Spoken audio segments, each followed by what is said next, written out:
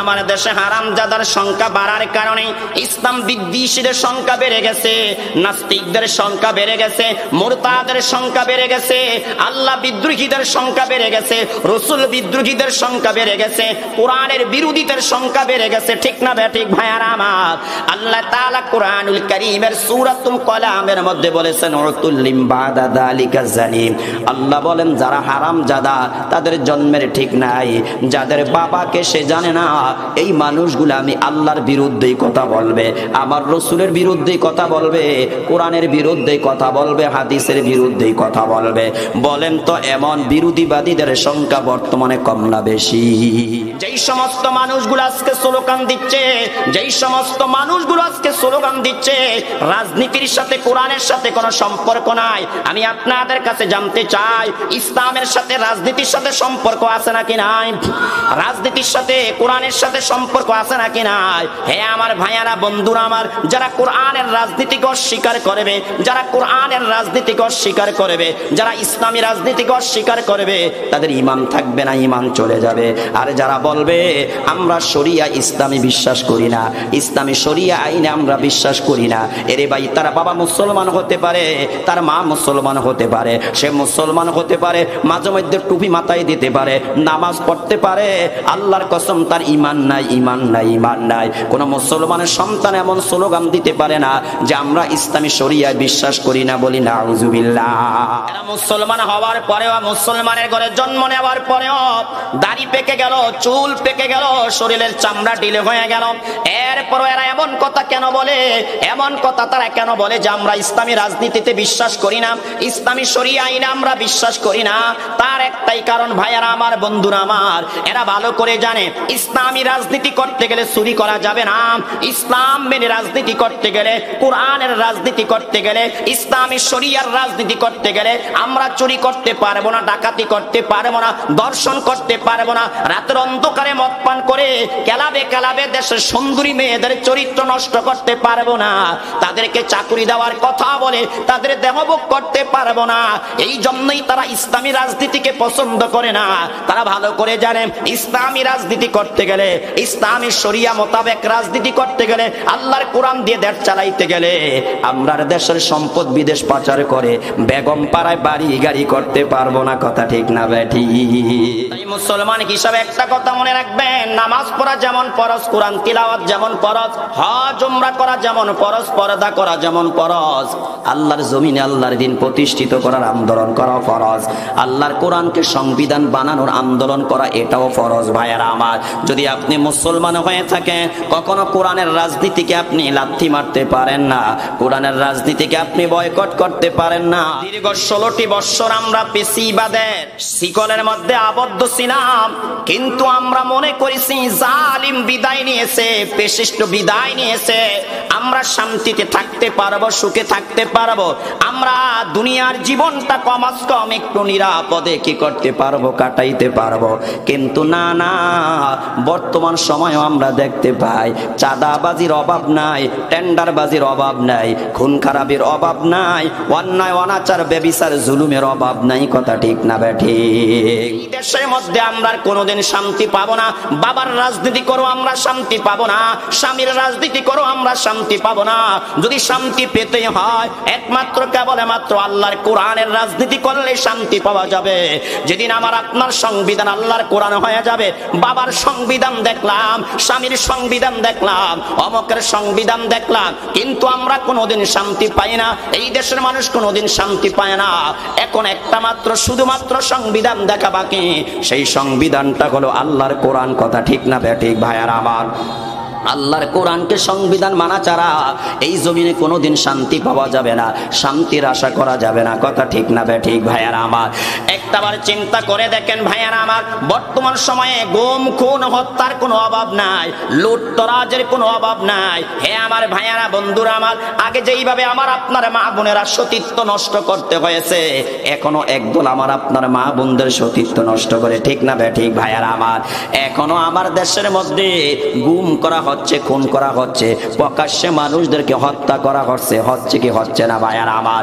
তাহলে এই জুলুম অত্যাচার বন্ধ করতে হলে, এই অন্যায় অনাচার থেকে আমাদেরকে বাঁচতে হলে, এই জালিমের জুলুম থেকে আমাদেরকে মুক্তি পেতে হলে একটাই পথ, সেই পথটা হলো আল্লাহর কোরআনের পথ গ্রহণ করা, আল্লাহর কোরআনের মত গ্রহণ করা, আল্লাহর কোরআনের দেখানো পথে চলা। আল্লাহর কোরআন চুরি করতে নিষেধ করে, আল্লাহর কোরআন ডাকাতি করতে নিষেধ করে, আল্লাহর কোরআন মানুষকে হত্যা করতে নিষেধ করে, আল্লাহর কোরআন গোপনে গুম করতে নিষেধ করে, আল্লাহর কোরআন দেশের সম্পদ বিদেশ পাচার করতে নিষেধ করে, আল্লাহর কোরআন জিনা ব্যভিচার দর্শন ইফটিজিং করতে নিষেধ করে। ঠিক না ঠিক ভাইয়ারা আমার? এই জন্যই তারা ইসলামী রাজনীতিকে পছন্দ করে না ভাইয়ারা আমার। এখানে ছোট্ট আরেকটা কথা মনে রাখেন ভাইয়ারা আমার, বন্ধুরা আমার, ইসলামী রাজনীতিকে কারা অপছন্দ করে, কোরআনের রাজনীতি কারা করতে চায় না? এক নম্বরে যারা এই রাজনীতিকে ব্যবসা হিসাবে গ্রহণ করেছে, দেখবেন যারা রাজনীতি করে তাদের ব্যবসা করা লাগে না, চাকুরি করা লাগে না, তাদের কৃষি কাজ করা লাগে না, শুধুমাত্র রাজনৈতিক নেতা হইলেই চলে। টাকার অভাব নাই, পয়সার অভাব নাই, বাড়ির অভাব নাই, গাড়ির অভাব নাই, নারীর অভাব নাই, কারণ এরা রাজনীতি করে ভাইয়ারা আমার। একটা ফোন দেয়, ফোনের ঠেটের কারণে ঘরের মধ্যে 10 লক্ষ টাকা চলে আসে। কথা ঠিক না বেঠি? তাই ভাইয়ারা আমার, বন্ধুরা আমার, যারা একমাত্র পেশা বানিয়ে নিয়েছে রাজনীতি, এই মানুষগুলাই কোরআনের রাজনীতি দেখতে পারে না। কারণ তারা জানে কোরআনের রাজনীতি করলে আর দুর্নীতি করা যাবে না, চাঁদাবাজি করা যাবে না, টেন্ডারবাজি করা যাবে না। এই জন্য তারা কোরআনের রাজনীতি মানতে রাজি নাই। কোরআনের রাজনীতি করলে আর দর্শন করা যাবে না, ইফটিজিং করা যাবে না। কথা ঠিক না ঠিক ভাইয়ারা আমার? তাই ভাইয়ারা আমার, বন্ধুরা আমার, সাবধান সাবধান, আমরা এমন কথা না বলি, এমন লোকের কথাকে আমরা সমর্থন না করি যারা বলে রাজনীতির সাথে কোরআনের সাথে সম্পর্ক নাই, যারা বলে ইসলামী শরিয়া আইনে আমরা বিশ্বাস করি না, সে এগুলা বলে বেঈমান হয়ে গেল। আপনিও যদি তার কথা সমর্থন করেন, আপনিও বেঈমান হয়ে যাবেন। কথা ঠিক না ঠিক ভাইয়ারা আমার? হ্যাঁ আমার ভাইয়ারা, বন্ধুরা আমার, মুসলমান হিসাবে আমাদের সবাইকে ইসলামের রাজনীতি করা লাগবে কি লাগবে না বলেন? আরো জোরে আওয়াজ দিয়ে বলেন না, বলা লাগবে কি লাগবে না? হ্যাঁ আমার ভাইয়ারা, বন্ধুরা আমার, আপনারা দেখেছেন দীর্ঘ 16টি বছর কি পরিমাণ জুলুম, কি পরিমাণ অত্যাচার, কি পরিমাণ দেশের সম্পদ লুটপাট করা হয়েছে, কি পরিমাণ দেশের সম্পদ বিদেশ পাচার হয়েছে। এই 16 বছরে আমার আপনার দেশের কত মানুষকে গুম করা হয়েছে, কত মানুষকে খুন করা হয়েছে, কত মানুষকে হত্যা করা হয়েছে, কত মানুষকে জেলখানায় বন্দী করে রাখা হয়েছে, কত মানুষকে স্ত্রী থেকে স্বামী হারা করা হয়েছে, স্বামীকে স্ত্রী হারা করা হয়েছে, মা বাবা হারা করা হয়েছে, সন্তান হারা করা হয়েছে। কথা ঠিক না বেঠিক? তাই ভাইয়ারা আমার, বন্ধুরা আমার, এগুলা দেখার পরও জানার পরও যদি আমরা সতর্ক না হই, যদি আমরা আমাদের সিদ্ধান্ত পরিবর্তন না করি, তাহলে আমার আপনার কপালের দুর্গতি কোনোদিনও শেষ হবে না ভাইয়ারা আমার। আজকে অমককে গুম করেছে, কালকে আমাকে করবে। আজকে অমকের স্ত্রীর সতীত্ব নষ্ট করেছে, কালকে আমার স্ত্রীর সতীত্ব নষ্ট করবে। আজকে আমার সন্তানকে পাখির মতন গুলি করে হত্যা করেছে, কালকে আপনার সন্তানকে করবে। আজকে আমার মেয়েকে রাস্তার থেকে বকাটেরা তুলে নিয়ে তাদের সতীত্ব নষ্ট করেছে, কালকে আপনার সন্তানের সতীত্ব নষ্ট করবে। কথা ঠিক না বেঠি? তাই ভাইয়ারা আমার, বন্ধুরা আমার, এখনই সময় ইসলামী যেই কোন একটা রাজনৈতিক দলের মধ্যে আমরা যোগদান করি ভাইয়ারা আমার, খেলাফত মজলিস একটি ইসলামী রাজনৈতিক দল, ইসলামী আন্দোলন বাংলাদেশ সরমনা একটি ইসলামী দল, খেলাফত মজলিস একটি ইসলামী দল, হে আমার ভাইয়ারা, জামাত ইসলাম একটি ইসলামী দল। এই দলগুলোতে আপনারা যোগদান করেন, আল্লাহর জমিন আল্লাহর দিন প্রতিষ্ঠিত করার সংগ্রাম করেন, নিজের জান দিয়ে, মাল দিয়ে, টাকা দিয়ে, সময় দিয়ে আল্লাহর জমিনে আল্লাহর দিন প্রতিষ্ঠিত করার সংগ্রাম করেন ভাইয়ারা আমার। তাহলে মারা গেলে আল্লাহর কাছে জবাব দিতে পারবেন, আল্লাহ আপনি যে আমাকে ইন্নী জাইলুম ফিল আরদি খলিফা, আল্লাহ বলেছে আমি তোমাদেরকে জমিনের খলিফা বানিয়ে প্রেরণ করেছি। তাহলে আল্লাহর আদালতে জবাব দিতে পারবেন, আল্লাহ তোমার ইবাদত নামাজও পড়েছি। আল্লাহ বলেছেন ওয়ামা খালাকতুল জিন্না ওয়াল ইনসা ইল্লা লিয়াবুদুন, আল্লাহ বলেন আমি মানুষ এবং জিনকে বানাইছি আমার ইবাদত করার জন্য। ইবাদত শুধু নামাজের মধ্যে সীমাবদ্ধ নয়, রোজার মধ্যে সীমাবদ্ধ নয়, হজ উমরা যাকাতের মধ্যে সীমাবদ্ধ নয়। ইবাদত, পরিপূর্ণ ইবাদতের সংজ্ঞা হলো আল্লাহর জমিনে আল্লাহর দিন প্রতিষ্ঠিত করার সংগ্রাম করা। কথা ঠিক না বেঠি? তাই ভাইয়ারা আমার, বন্ধুরা আমার, কথা ওই দিকে নয়। আমার আপনার নবী এক নম্বরে বললেন, হে আমার সাহাবী শোনো, তোমার স্ত্রী যদি পরকিয়া করে তুমি তাকে তালাক দিয়ে দাও। এই হাদিস থেকে আমরা জানতে পারলাম, কোন স্ত্রী যদি পরকিয়ায় লিপ্ত হয়ে যায়, স্বামী ইচ্ছা করলে তাকে তালাক দিতে পারে, আবার ইচ্ছা করলে তাকে রাখতেও পারে। তবে সাবধান, 3 তালাক দেওয়ার পরে আবার স্ত্রী কিনা ঘর সংসার করা যাবে না। সন্তানের মায়ায়, একে অপরের মায়ায় পড়ে কখনো ঘর সংসার করা যাবে না, অন্যথায় মরণ পর্যন্ত আমলনামায় জিনার গুনাহ লেখা হবে। দ্বিতীয় নম্বরে আরেকটা কারণের কথা শুনেন ভাইয়েরা আমার, বন্ধুরা আমার, আবু দাউদ শরীফের হাদিসের মধ্যে আছে, লাকিদ বিন সাবরা রাদিয়াল্লাহু তাআলা আনহু বলেন, আমি আল্লাহর নবীকে বললাম, ইয়া রাসূলুল্লাহ, ইয়া হাবিবাল্লাহ, ইন্নালি ইমরা ফি লিসানিহা শাইয়ান ইয়ানি বাযা। ইয়া রাসূলুল্লাহ, ইয়া হাবিবাল্লাহ, আমার স্ত্রীর জবান বড় খারাপ, আমার স্ত্রীর জবান বড় খারাপ। সে কথার কথা আমাকে কষ্ট দিয়ে কথা বলে, কথার কথা আমাকে গালাগালি করে। বলেন তো এমন কিছু স্ত্রী আমাদের সমাজে আছে নাকি নাই? একটু আওয়াজ দিয়ে বলেন না, আছে নাকি নাই? লাকিদ বিন সাবরা রাদিয়াল্লাহু তাআলা আমার আপনার নবীর কাছে এসে বললেন, ইয়া রাসূলুল্লাহ, ইয়া হাবিবাল্লাহ, ওগো আল্লাহর নবী, আমার স্ত্রী জবান বড় খারাপ, আমার স্ত্রী জবান বড় নাপাক, আমার স্ত্রী জবান বড় খারাপ। সে কথার কথা আমাকে কষ্ট দিয়ে কথা বলে, কথার কথা আমাকে আঘাত দিয়ে কথা বলে, কথার কথা আমাকে তুই তঙ্গরে ব্যবহার করে। এমন বহু নারী আছে, কথার কথা স্বামীকে বলে, তোর উপর ঠাডা পড়ে না কা, তোর উপর গজব পড়ে না কা, তোরে মক্কা মদিনায় খায় না কা, তুই মরস না কা। বলেন তো এমন কথা বলনে বলে স্ত্রী আমাদের সমাজে আছে নাকি নাই? আল্লাহর হাবিব তখন বললেন, ক্বালা ফাতাল্লিকহা ইযান, তাহলে তুমি তোমার স্ত্রীকে তালাক দিয়ে দাও। তখন সাহাবী বলতে লাগলেন, ইয়া রাসূলুল্লাহ, ইয়া হাবিবাল্লাহ, ওগো আল্লাহর নবী, আমি তার সাথে সঙ্গম করেছি এবং তার মাধ্যমে আমার কিছু সন্তান দুনিয়াতে আছে। আল্লাহর হাবিব তখন বললেন, হে আমার সাহাবী শোনো, তাহলে তুমি তোমার স্ত্রীকে কি করো, উপদেশ দাও, তাকে তুমি বুঝাও, যদি তার মধ্যে কল্যাণ থাকে সে তোমার উপদেশ গ্রহণ করবে। আমার আপনার নবী হাদিসের শেষ অংশে বললেন, তবে সাবধান, সাবধান, তোমার স্ত্রীকে তুমি বাদীর মতন মারতে পারবে না, দাসীর মতন প্রহার করতে পারবে না, তুমি তোমার স্ত্রীকে মারতে মারতে একেবারে রক্তাক্ত করে ফেলতে পারবে না। তাহলে এখানে 2টা কারণ পাইলাম। এক নম্বরে স্ত্রী যদি কি করে, পরকিয়া করে, তাহলে স্বামী তাকে তালাক দিতে পারে। 2 নম্বরে স্ত্রী যদি কি করে, স্বামীর মনে কষ্ট দেয়, আঘাত দেয়, তাহলে স্বামী স্ত্রীকে তালাক দিতে পারে। 3য় নম্বরে আরেকটা কারণ মনে রাখেন, মা বাবার কথা অনুযায়ী সন্তান স্ত্রীকে তালাক দিতে পারে। যদি মা বাবার সাথে কি করে স্ত্রী খারাপ ব্যবহার করে, স্ত্রী যদি ভিন্ন পথে চলে, নামাজ না পড়ার কারণে, রোজা না রাখার কারণে, মা বাবা বারবার বলার পরও যদি রোজা না রাখে, নামাজ যদি না পড়ে, আল্লাহর হাবিব বলেন, তাহলে তুমি তোমার স্ত্রীকে তালাক দিতে পারো। ইবনে ওমর রাদিয়াল্লাহু তাআলা আনহু থেকে বর্ণিত, তিনি বলেন, আমার স্ত্রী ছিল, আমি তাকে খুব ভালোবাসতাম, মহব্বত করতাম, কিন্তু আমার পিতা ওমর ফারুক রাদিয়াল্লাহু তাআলা তাকে পছন্দ করে নাই, তাকে ভালোবাসে নাই। তখন নবীজির কাছে আমি গেলাম, যে বলতে লাগলাম, ইয়া রাসূলুল্লাহ, ইয়া হাবিবাল্লাহ, আমার স্ত্রীকে আমি অনেক ভালোবাসি, অনেক মহব্বত করি, কিন্তু আমার বাবা আমার স্ত্রীকে পছন্দ করে নাই, আমার বাবা আমাকে বলেছে তাকে তালাক দেওয়ার জন্য।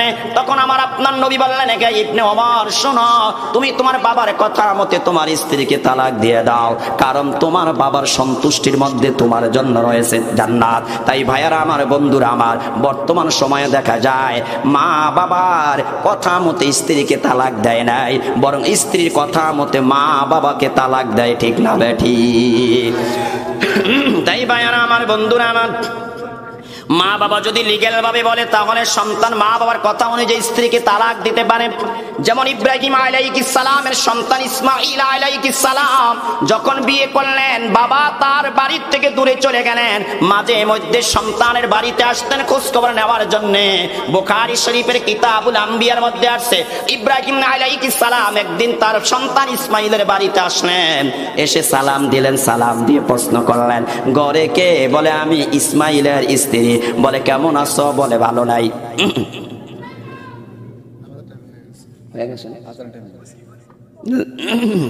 কারণ চলে গেছে না,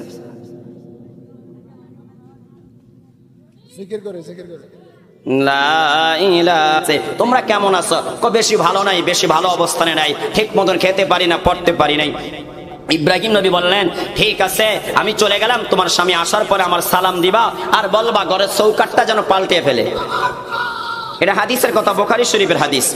ইব্রাহিম নবী চলে গেলেন, তার সন্তান ইসমাইল আসলো। আসার পরে ঘরে গেলেন, স্ত্রী বললেন, আজকে একজন বৃদ্ধ লোক আমাদের বাসায় আসছে, তো কি বলছে? এই কথা বলছে। তুমি কি জবাব দিছ? বলছি আমরা তেমন একটা ভালো নাই। তো কি বলে গেছে? বলছে যে ঘরের চৌকাঠটা পাল্টে ফেলার জন্য। ঘরের চৌকাঠ পাল্টান মানে আমার বাবা বলে গেছে তোমাকে তালাক দেওয়ার জন্য। তালাক দিয়ে দিল। আবার বিয়ে করলো আরেকটা। বিয়ে করার পরে এবার ইসমাইল আলাইহিস সালাম তার স্ত্রী নিয়ে বসবাস করতেছে। বাবা আবার কিছুদিন পরে আসছে। আসার পরে সালাম দিল, ঘর থেকে জবাব দিল, কে? আমি ইসমাইলের স্ত্রী। কি অবস্থা, কেমন আছো? আলহামদুলিল্লাহ ভালো আছি। কিভাবে তোমাদের দিনকাল যাচ্ছে? আলহামদুলিল্লাহ ভালো অবস্থায় দিনকাল যাচ্ছে।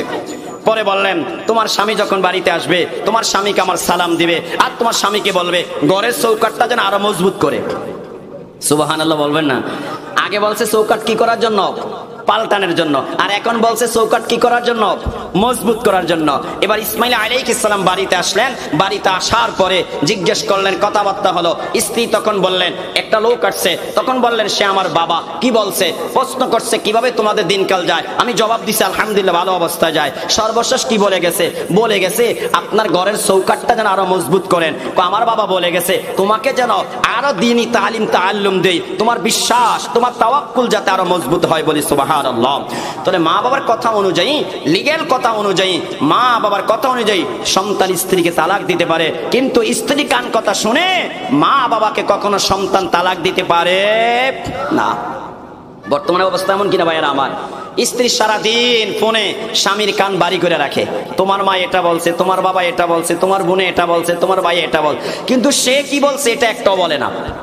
কি ভাই কথা বাস্তব না অবাস্তব?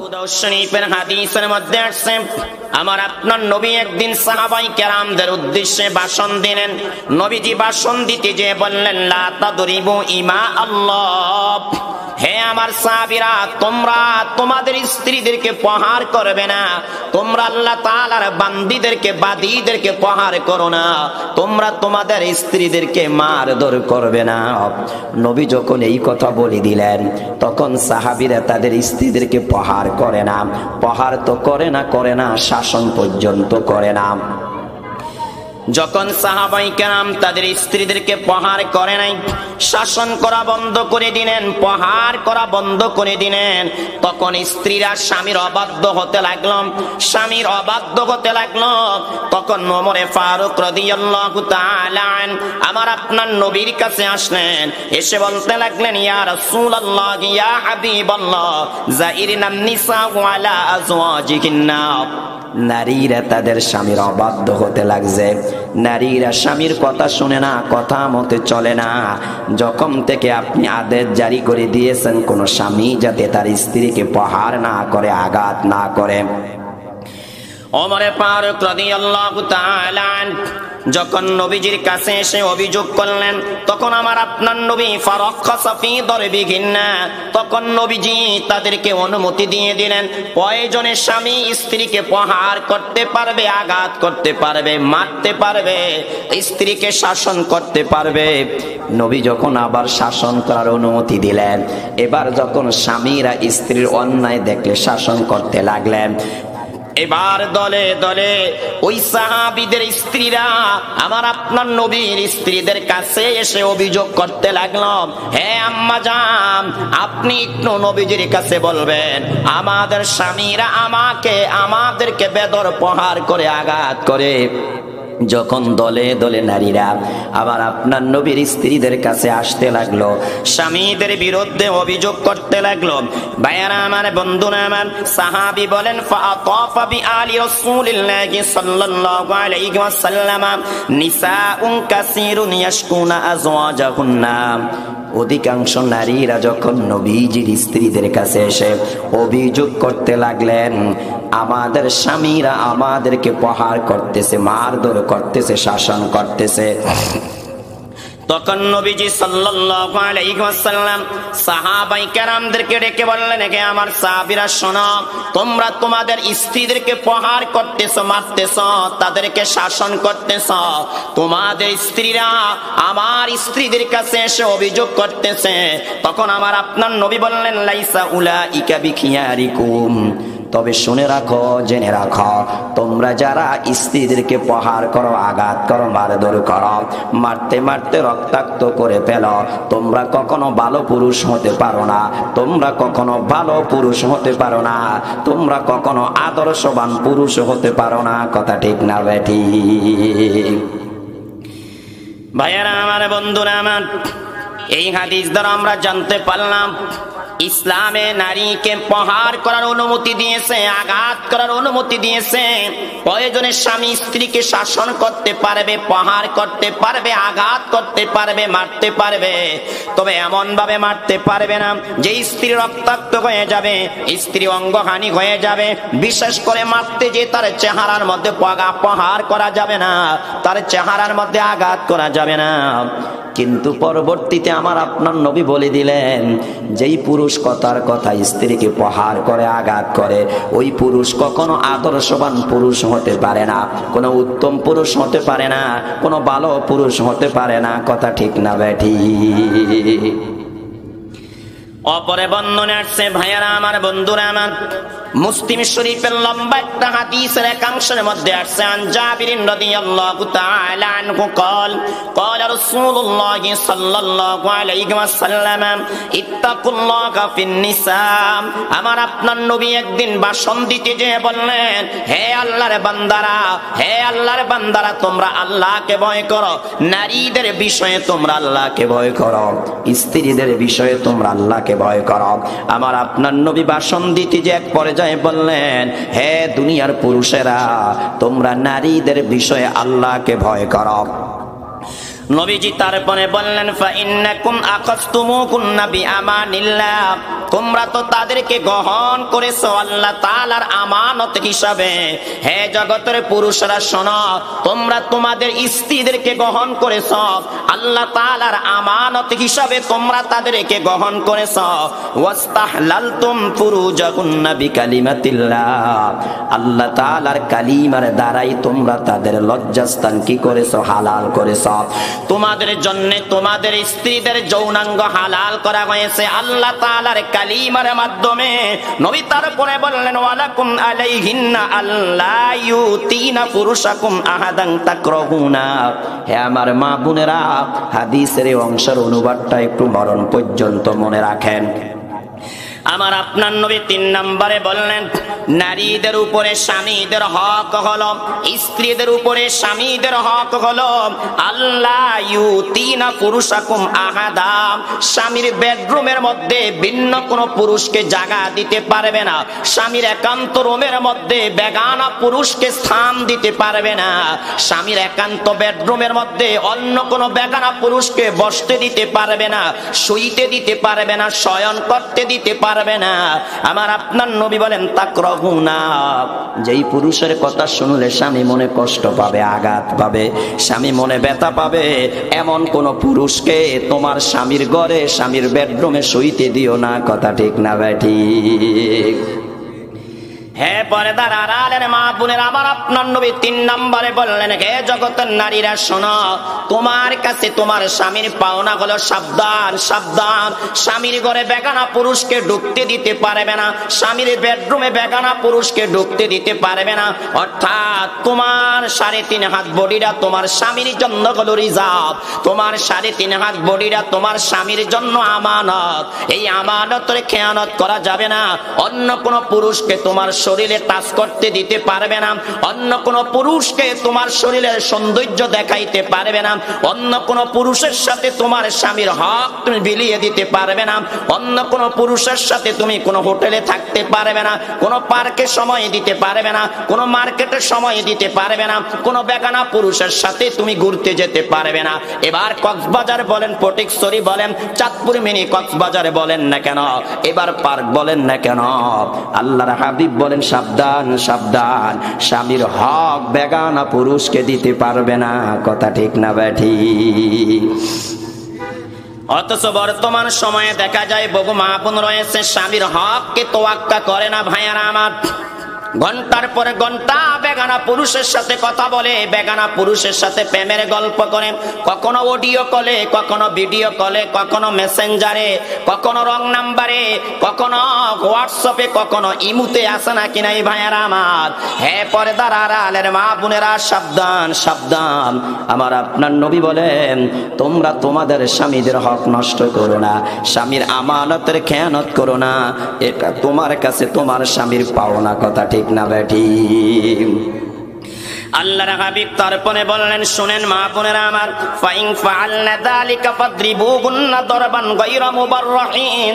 আমার আপনার নবী বলেন, যদি কোনো স্ত্রী এমন কাজ করে, অর্থাৎ স্বামীর বেডরুমে যদি কোনো ভিন্ন পুরুষকে জায়গা দেয়, স্বামীর হক যদি কোনো ভিন্ন পুরুষকে দিয়ে দেয়, স্বামীর ঘরে যদি কোনো বেগানা পুরুষকে ঢুকার সুযোগ করে দেয়, রাতের অন্ধকারে যদি অন্য কোনো পুরুষকে স্বামীর হক বিলিয়ে দেয়, আমার আপনার নবী বলেন, তাহলে তোমরা তোমাদের স্ত্রীদেরকে প্রহার করতে পারবে, আঘাত করতে পারবে, স্ত্রীকে মারতে পারবে। বলেন তো বিধানটা কার? আরো জোরে আওয়াজ দিয়ে বলেন না, বিধানটা কার? আল্লাহর নবী তারপরে বলেন, ওয়ালা গুন্না আলাইকুম রিজকুহুন্না। এবার নবীজি বলেন, স্বামীদের উপরে স্ত্রীদের হক হলো, স্বামীর কাছ থেকে স্ত্রী পাওনা হলো। নবীজি বলেন, তোমার স্ত্রীর রিজিকের ব্যবস্থা করবে, খাবারের ব্যবস্থা করবে, স্ত্রীর খাবারের যা যা প্রয়োজন সব কিছুর ব্যবস্থা স্বামী করে দিবে। নবীজি তারপরে বলেন, ওয়া কিসওয়াতুহুন্না বিল মারুফ, এবং স্ত্রীর পোশাকের ব্যবস্থা করে দিবে, উত্তম পোশাকের ব্যবস্থা করে দিবে। হে আমার পর্দার আড়ালের মা বোনেরা, কথাগুলো মনোযোগ দিয়ে শুনেন। আমার আপনার নবী আপনার হকের কতই হাদিসের মধ্যে বলেছেন, আবার স্বামীর হকের কথাও নবীজি বলেছেন। সর্বশেষ আমার আপনার নবী হাদিসের শেষাংশে স্বামীদের দুইটা হকের কথা বলছেন। কয়টা একটু আওয়াজ দিয়ে বলেন। এক নম্বরে আমার আপনার নবী বললেন, স্ত্রীর খাবারের প্রয়োজন হলে স্বামী খাবারের ব্যবস্থা করে দিবে, পানির প্রয়োজন হলে পানির ব্যবস্থা করে দিবে। দুই নম্বরে আমার আপনার নবী বললেন, স্বামীর কাছ থেকে স্ত্রীর পাওনা হলো তাকে উত্তম পোশাক দান করবে, নগ্ন পোশাক দিতে পারবে না। এরে ভাইয়ারা আমার মনোযোগ দিয়ে শুনেন, বিবাহ করেছেন, স্ত্রীকে নগ্ন পোশাক দিতে পারবেন না, আটো পোশাক কিনে দিতে পারবেন না, একেবারে পাতলা পোশাক কিনে দিতে পারবেন না, নেট জালের মতন পোশাক কিনে দিতে পারবেন না, মশারির মতন পোশাক কিনে দিতে পারবেন না, একেবারে ফিটিং বোরকা কিনে দিতে পারবেন না। যেই বোরকা পরিধান করলে আপনার স্ত্রীর সৌন্দর্য বেগানা পুরুষের সামনে প্রকাশ পেয়ে যাবে, যেই পোশাক কিনে দিলে, যেই পোশাক পরিধান করলে আপনার স্ত্রীর সৌন্দর্য বেগানা পুরুষের সামনে বেশি উঠবে, আল্লাহর হাবিব বলেন এমন পোশাক দিতে পারবে না। একজন স্বামীর কাছ থেকে একজন স্ত্রী পাওনা হলো ওয়া কিসওয়াতুহুন্না বিল মারুফ, স্ত্রীকে উত্তম পোশাক কিনে দেওয়া, স্ত্রীকে শালীন পোশাক কিনে দেওয়া, স্ত্রীকে ইসলামী পোশাক কিনে দেওয়া। আল্লাহ তাআলা কুরআনুল কারীমের মধ্যে স্পষ্ট ভাষায় জানিয়ে দিচ্ছেন, স্ত্রীর পোশাক হবে, নারীদের পোশাক হবে, ঢিলে ঢালা পোশাক হবে, মোটা কাপড়ের পোশাক হবে। এই পোশাকের ভিতরে কোন বৃদ্ধা মহিলা আছে নাকি যুবতী নারী আছে, এটা যাতে পুরুষরা বুঝতে না পারে, ঠিক না ঠিক ভাইয়ারা আমার? হ্যাঁ আমার ভাইয়ারা, বন্ধুরা আমার, এই দিকে কথা লম্বা করার সময় নয়। আল্লাহর হাবিবে হাদিসের মধ্যে স্পষ্ট ভাষায় জানিয়ে দিলেন, হে জগতের নারীরা, যদি তুমি তোমার স্বামীর হক নষ্ট করো, তাহলে তোমার স্বামী তোমাকে প্রহার করতে পারবে, মারতে পারবে, আঘাত করতে পারবে। বলেন তো অনুমতিটা কে দিয়েছে? একটু আওয়াজ দিয়া বলেন, আরো জোরে বলেন না, কে দিয়েছে ভাইয়ারা আমার? হে আমার ভাইয়ারা, পর্দার আড়ালের মা বোনেরা, এখানে ছোট্ট একটা আলোচনার অংশ আমরা মনে রাখি। সেই আলোচনাটা হলো, কোন স্ত্রী যদি স্বামীর হক নষ্ট করে, অর্থাৎ কোন স্ত্রীর চরিত্র যদি নষ্ট হয়ে যায়, কোন স্ত্রী যদি পরকীয়ার মধ্যে লিপ্ত হয়ে যায়, কোন স্ত্রী যদি পরকীয়ার মধ্যে লিপ্ত হয়ে যায়, ইসলামের বিধান আছে, তুমি তোমার স্ত্রীকে তালাক দিতে পারো, তুমি তোমার স্ত্রীকে ত্যাগ করতে পারো, কারণ তোমার স্ত্রী তোমার হক নষ্ট করেছে। হাদিস শরীফের মধ্যে আসছে, একজন সাহাবী নবীজির কাছে এসে বলতে লাগলেন, ইয়া রাসূলুল্লাহ, ইয়া হাবিবাল্লাহ, ওগো আল্লাহর নবী, আমি আপনার কাছে একটা সমাধানের জন্য আসছি। সেই সমাধানটা হলো নবীজি, আমার স্ত্রী এমন অবস্থায় পৌঁছে গেছে, এমন কোন পুরুষ নাই যেই পুরুষ আমার স্ত্রী হাত ধরে, হাত টাচ করে আর সে তাকে এভাবে ফিরিয়ে দেয়। অর্থাৎ আমার স্ত্রীকে যে কোনো পুরুষে কামনা করে তার কামনা সে পূরণ করে। আমার স্ত্রীকে নিয়ে যে কোনো পুরুষ বাসনা করে সে তার মনের বাসনা পূরণ করে।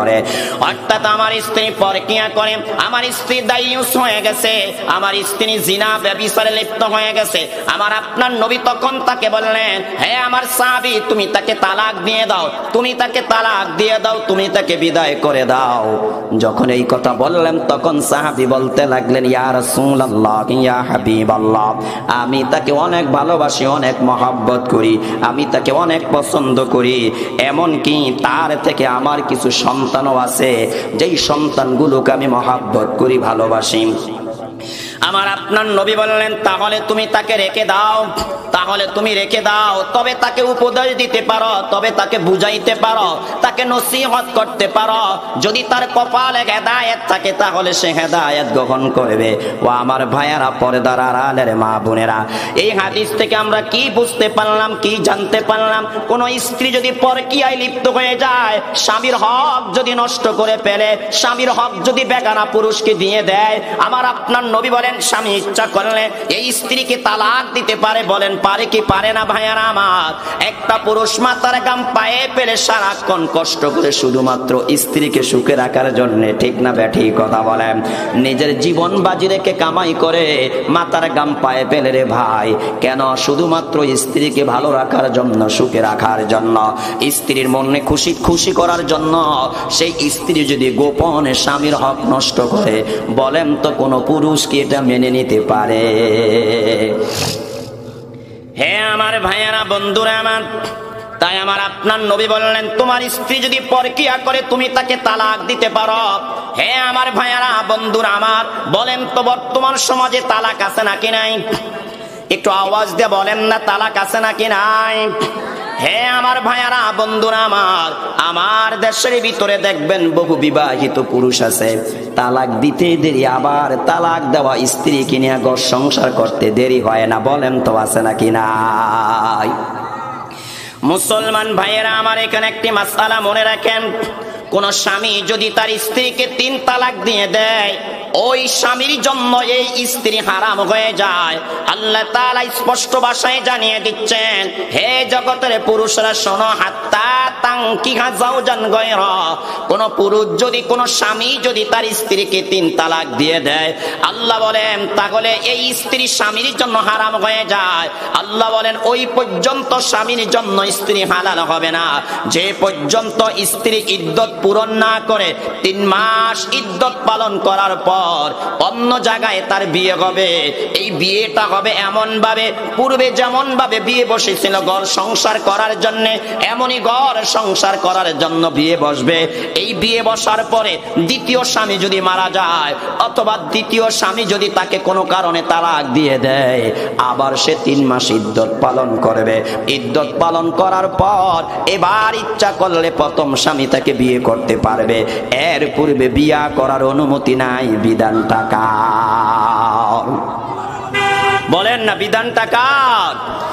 অথচ ভাইয়েরা আমার, বন্ধুরা আমার, বর্তমান সময়ে দেখা যায় তালাক দিতে দেরি, সন্তানের দিকে তাকায়া সন্তানের মায়ায় পড়ে আবার এই তালাক প্রাপ্ত স্ত্রীকে নিয়ে ঘর সংসার করে, আসে না কিনা এই ভাইয়ারা আমার? আবার দেখবেন সমাজে কিছু নেতা আছে, তারা টাকা খেয়ে, পয়সা খেয়ে, এদেরকে জুতা দিয়ে কয়েকটা বাড়ি দিয়ে, মোস্তাক দিয়ে কয়েকটা বাড়ি দিয়ে, এদেরকে ইমাম এনে আবার বিবাহ পড়িয়ে দেয়, আসে না কিনা এই ভাইয়ারা আমার? আল্লাহর কসম, হে আমার এলাকার ভাইয়ারা, মনোযোগ দিয়ে শুনেন, শুধু আপনাদের এলাকার ইমাম নয়, মক্কাতুল মুকাররমার ইমাম, মদিনাতুল মুনাওয়ারার ইমাম, বাইতুল মুকাদ্দিসের ইমাম, তামাম দুনিয়ার সমস্ত আলেম এনেও যদি আপনি বিয়ে পড়ান, এই বিয়ে কোনোদিন হালাল হবে না। এই স্বামীর জন্য স্ত্রী হালাল হবে না, কারণ বিধান দিয়েছে আল্লাহ, 3 তালাক দিয়েছ, স্ত্রী ইদ্যত পালন করবে, তারপরে অন্য জায়গায় বিয়ে হবে। ওই স্বামী যদি মারা যায় অথবা ওই স্বামী যদি তাকে তালাক দিয়ে দেয়, তারপর অন্তে আবার ইদ্যত পালন করার পর প্রথম স্বামী ইচ্ছা করলে তাকে বিয়ে করতে পারবে, এর আগে বিয়ে করার অনুমতি নাই। ঠিক না বেঠি? এখন কোন হুজুর যদি টাকা খেয়ে টাকার বিনিময়ে যদি আল্লাহর কোরআনের বিরুদ্ধে ফতোয়া দিয়ে তাদেরকে মিলিয়ে দেয়, বলেন তো এটা কি হালাল হয়ে যাবে ভাইয়ারা আমার? না না, হালাল হবে না। মরণ পর্যন্ত স্বামী স্ত্রীকে জিনার সাগরে ভাসিয়ে দিল। ঠিক না বেঠিক ভাইয়ারা আমার? এই স্বামী যখন স্ত্রীকে দেখবে আমলনামা জিনার গুনাহ লেখা হবে। এই স্বামী যখন স্ত্রীকে টাচ করবে তখনই জিনার গুনাহ লেখা হবে। এই স্ত্রী যখন স্বামীর সাথে মিলন করবে, স্বামী যখন স্ত্রীর সাথে মিলন করবে, তখন তারা জিনা করবে। জিনা জিনা জিনার আমলনামা তাদের লেখা হবে, আমলনামা জিনার গুনাহ লেখা হবে। মরণ পর্যন্ত জিনার গুনাহ লেখা হবে। যত সন্তান দুনিয়াতে আসবে একটাও হালাল জাদা হবে না, সবগুলা হারাম জাদা হবে। একটা হালাল জাদা হবে না, সবগুলা হারাম জাদা হবে। হে আমার ভাইয়ারা, বন্ধুরা আমার, হাদিস শরীফের মধ্যে আছে, আমার আপনার নবী বলেছেন কিয়ামতের পূর্বে আকসারু আওলাদুজ জিনা, নবী বলেছেন অবৈধ সন্তানের সংখ্যা বেড়ে যাবে, হারাম জাদার সংখ্যা নবী বলেছেন কিয়ামতের পূর্বে বেড়ে যাবে। নবী যখন এই কথা বললেন, সাহাবী প্রশ্ন করলেন, নবী যেটা কেমন কথা বললেন? কিয়ামতের পূর্বে হারামজাদার সংখ্যা বেড়ে যাবে কিভাবে? নবীজি তারা কি মুসলমান নয়? আল্লাহর হাবিব বললেন হ্যাঁ, তারা মুসলমান দাবি করবে। আবার সাহাবী প্রশ্ন করলেন, নবীজি তাদের সামনে কি কোরআনুল কারীম থাকবে না? আমার আপনার নবী বললেন হ্যাঁ, তাদের সামনে কোরআনুল কারীম থাকবে। ইয়া রাসূলুল্লাহ, ইয়া হাবিবাল্লাহ, আপনার কাছে জানতে চাই, 1 নম্বরে তারা মুসলমান দাবি করবে, 2 নম্বরে তাদের সামনে কোরআনুল কারীম নামক সংবিধান থাকবে। তারপরও তারা কিভাবে হারামজাদা তৈরি করবে, তারপরও কিভাবে সমাজ এবং দেশের মধ্যে হারামজাদার সংখ্যা বাড়বে।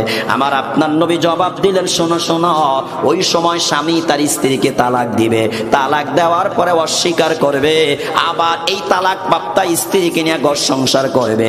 ও আমার সাহাবী শোনো, 3 তালাক দেওয়ার পরে স্বামী অস্বীকার করে ওই স্ত্রীকে নিয়ে ঘর সংসার করবে, মরণ পর্যন্ত মিলন করবে, জিনার গুনাহ হবে, সন্তান দুনিয়াতে আসবে, হারামজাদা হবে। বলেন তো এমন হারামজাদার সংখ্যা দিন দিন বাড়তেছে না কমতেছে ভাইয়ারা আমার? তাই ভাইয়ারা আমার, বন্ধুরা আমার, একটাবার চিন্তা করে দেখেন, আজকে সমাজের ভিতরে তালাকের অভাব নাই। কথার কথায় তালাক, তাকে তালাক দেয়, তার মাকে তালাক দেয়, তার 14 গোষ্ঠীকে তালাক দেয়। বলেন এমন কিছু অসভ্য পুরুষ আছে নাকি নাই ভাইয়ারা আমার? বিয়ে করলো একজনকে তালাক দেয়, তার ফ্যামিলির সবাইকে আছে নাকি নাই ভাইয়ারা আমার? তালাক দেওয়ার আগে এত ভালোবাসা নাই, তালাক দেওয়ার আগে এত মহাব্বত ছিল না, তালাক দেওয়ার আগে এত মায়া কামনা ছিল না। তালাক দেওয়ার পরে শয়তান বলে এবার যদি মিলিয়ে দিতে পারি তাহলেই তো আমি সফল, তাদেরকে মরণ পর্যন্ত জিনার সাগরে বাসাইতে পারবো। ঠিক না বেঠিক ভাইয়ার আমার? এবার শয়তান এসে তাদেরকে ধোঁকা দেয়, তুমি অমুকের কাছে যাও, তমুকের কাছে যাও। স্বামীও বলে আমার কিছু ছোট ছোট বাচ্চা ছাড়া কই যাবে, স্ত্রীও বলে আমার ছোট বাচ্চা ছাড়া কই যাবে। এরে ভাই, যদি এটাই ভাবতা তাহলে তালাক কেন দিলা? ঠিক না বেঠিক ভাইয়ার আমার? ওই যে নবীজি তাকে বললেন তোমার স্ত্রী পরকিয়া করে, অপরদিকে তুমি তাকে ভালোবাসো, তোমার কিছু সন্তানও আছে, তাহলে তাকে তালাক দিও না, তাকে বুঝাও, তাকে উপদেশ দাও। বলেন তো আগে বুঝতে বলছে না আগে তালাক দিতে বলছে? বলছে আগে বুঝো, আগে তাকে বুঝাও, আগে চিন্তা করো। তালাক দেওয়ার আগে সন্তানের চিন্তা করো, তালাক দেওয়ার পরে সন্তানের চিন্তা করে হারাম কাজে মরণ পর্যন্ত লিপ্ত থাকা যাবে না। ঠিক না বেঠিক ভাইয়ারা আমার? হে আমার ভাইয়ারা, বন্ধুরা আমার, আমার আপনার নবী বললেন কিয়ামতের পূর্বে হারামজাদার সংখ্যা বেড়ে যাবে। বলেন তো বর্তমান সময়ে আমার দেশে হারামজাদা আছে নাকি নাই? হে আমার ভাইয়ারা, বন্ধুরা আমার, আমার দেশে হারামজাদার সংখ্যা বাড়ার কারণে ইসলাম বিদ্বেষীদের সংখ্যা বেড়ে গেছে, নাস্তিকদের সংখ্যা বেড়ে গেছে, মুরতাদের সংখ্যা বেড়ে গেছে, আল্লাহ বিদ্রোহীদের সংখ্যা বেড়ে গেছে, রাসূল বিদ্রোহীদের সংখ্যা বেড়ে গেছে, কোরআনের বিরোধীদের সংখ্যা বেড়ে গেছে। ঠিক না ঠিক ভাইয়ারা আমার? আল্লাহ তাআলা কোরআনুল কারীমের সূরাতুল কলামের মধ্যে বলেছেন উতুল্লিম বাদা যালিকা জানিম।